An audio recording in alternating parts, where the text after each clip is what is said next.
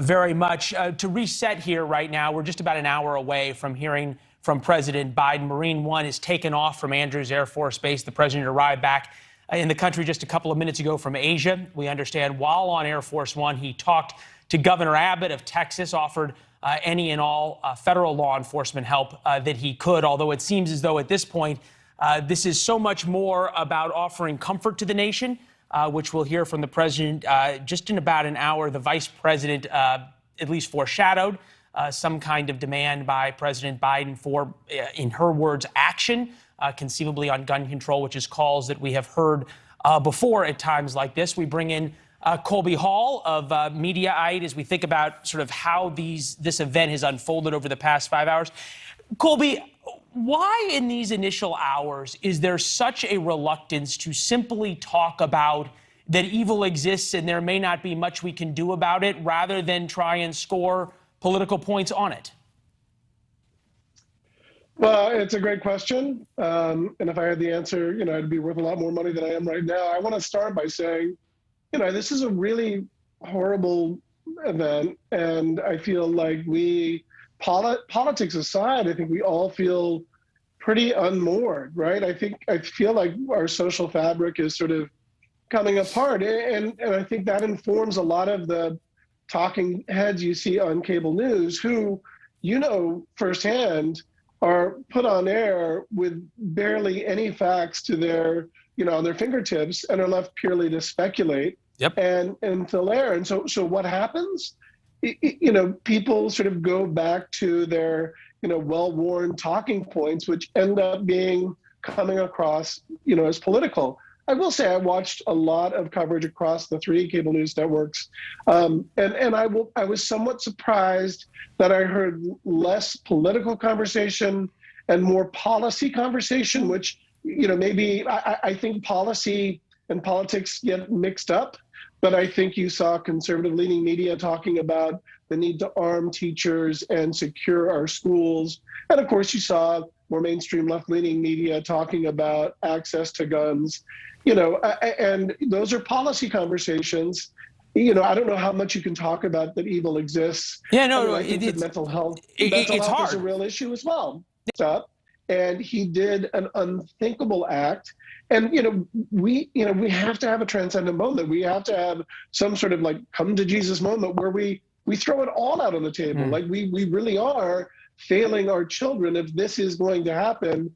And I thought, Kamala Harris, the vice president, did a decent job of expressing her concern and the gravity of the moment without getting political. But as you said, it seems as though, and I don't think President Biden will go to guns, because I think he's more of a healer and he's pretty good at that, or at least he has been earlier in his life. But yeah, I mean, to your point about media, no one can really win. There's no real way to make sense of this sort of tragedy. Especially in these first few hours, it's impossible. And you pointed out very correctly that in the initial couple of hours of this, as is true with every one of these instances, that whatever the initial reports are, they are wrong. Initially, this was a shootout with Border Patrol of someone who was being chased. Turns out, at least as far as we know right now, that is not true at all. This is President Biden's tweet from Air Force One on his way home that we'll put up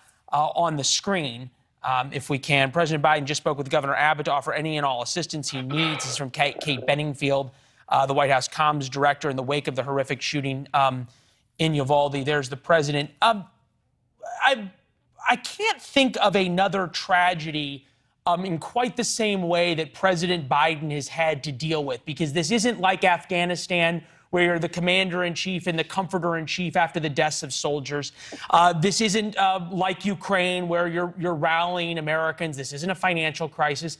This is trying to explain to Americans how we all deal with this heading into summer. And as Robert pointed out, that this innocence that is now broken without any answers. And I'm interested, you said you feel as though he will do that without going sort of to the political or policy route. Can you anymore, though? I mean, I think he will eventually go. It will become a political conversation, immediately. And whether that, I guess what I should say is I don't think he'll open with that. He may mention it sort of later in his speech, or he may not mention it at all.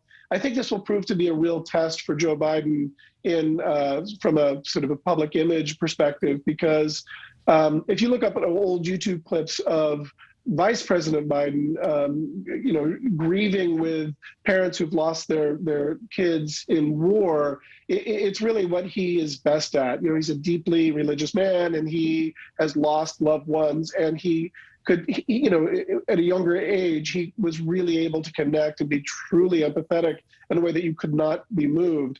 He's been through a lot, and being president and under attack and having all this stuff to deal with pays its price. It takes its toll. And so, does he still have it? I mean, we hope. And we shouldn't necessarily only look to him. We really should look to one another. And all of us try to, I think we all need to sort of drop our guard a little bit and really, this isn't just families in Uvalde that are grieving. I really feel that anyone who has a child and the entire society is really, really struggling with this. And this has been just one body blow after body blow. And whatever it is, let's throw it all out there and do. But this can't be the new norm. This just can't be the new norm. And you make a great point about parents. That every parent knows what it's like to drop their kid off at school, and every parent fully expects every day to pick their kid up from school, and that not happening affects people in such a raw way. Colby Hall with us. Colby, thank you very much. Just now about an hour. Thanks for watching. Click the red subscribe button below so you can get more of NewsNation's fact-driven, unbiased coverage.